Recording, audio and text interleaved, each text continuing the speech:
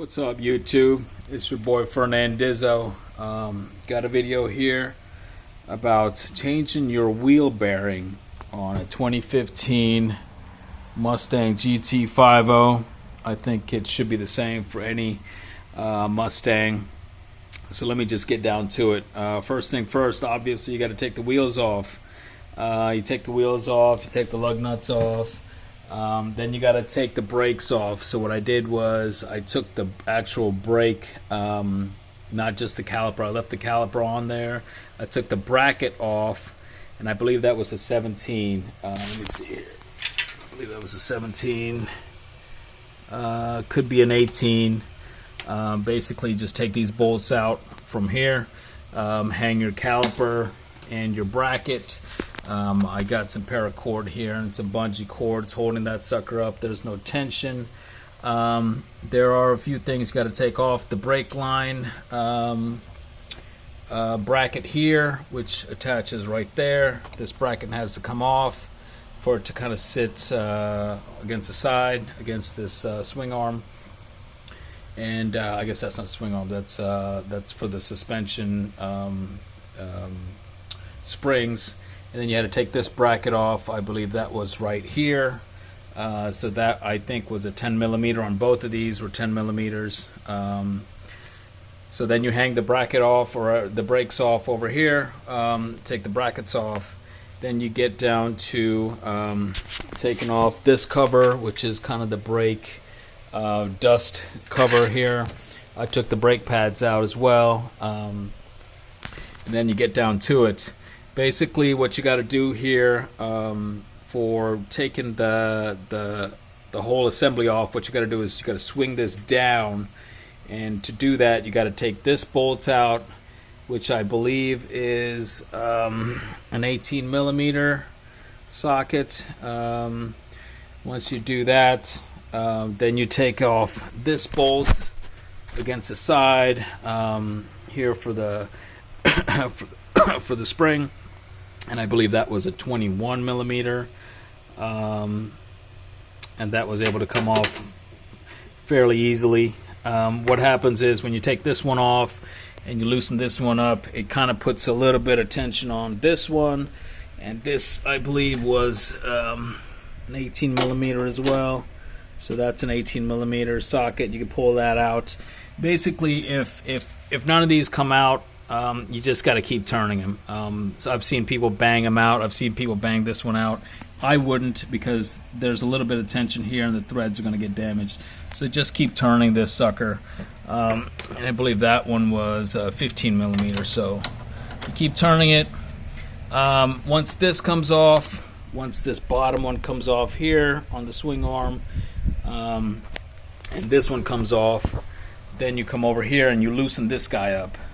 This is kind of the stabilizer arm here. You don't want to take this off because it keeps the tension against this thing and against the spring swing arm. So loosen this guy up and it should slide through. Once it slides through, you gotta take the, well, you should have, when you took the wheel off, you should have taken this off.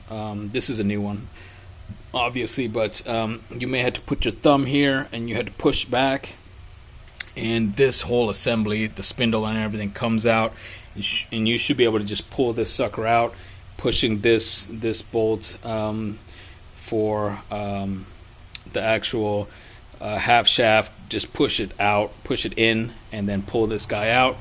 Once you do that, you should have access to these bolts here. They were fairly tightened up in there, so I had to use, I think it was a 15 millimeter. Yeah, so it's the same one for this one. You use over here, and you might need a pry bar or something to pull this, and there's 4 more.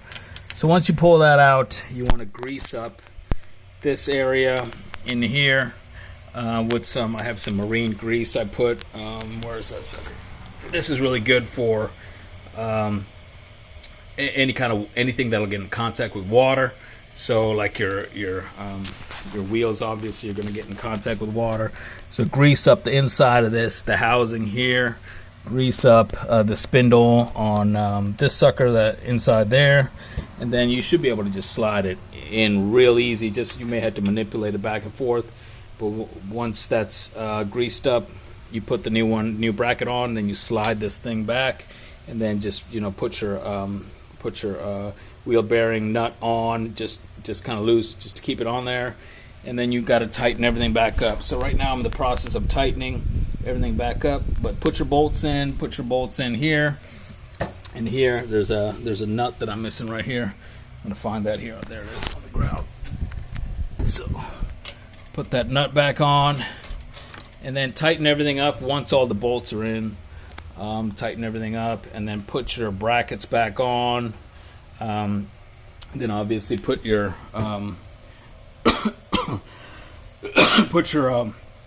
your dust cover for your brakes back on. Then put your brakes on, and then you should be done. And hopefully you'll have a nicely set new wheel bearing. The symptoms I had for this guy, as far as what I needed to do and I needed to know to change the wheel bearing, was there was this clicking sound on these 2015 Mustangs. I got it lowered. I got some Eibach sport lines, so it's lowered about 2 inches, and it was making this clicking noise every time I'd accelerate, stop.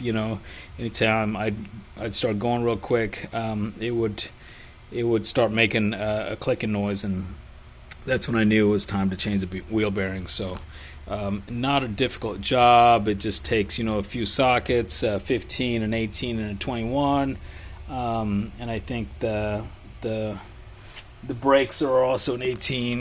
The brake caliper, the brake bracket was an 18, so not too difficult, but definitely worth it. Don't let your wheel bearings go.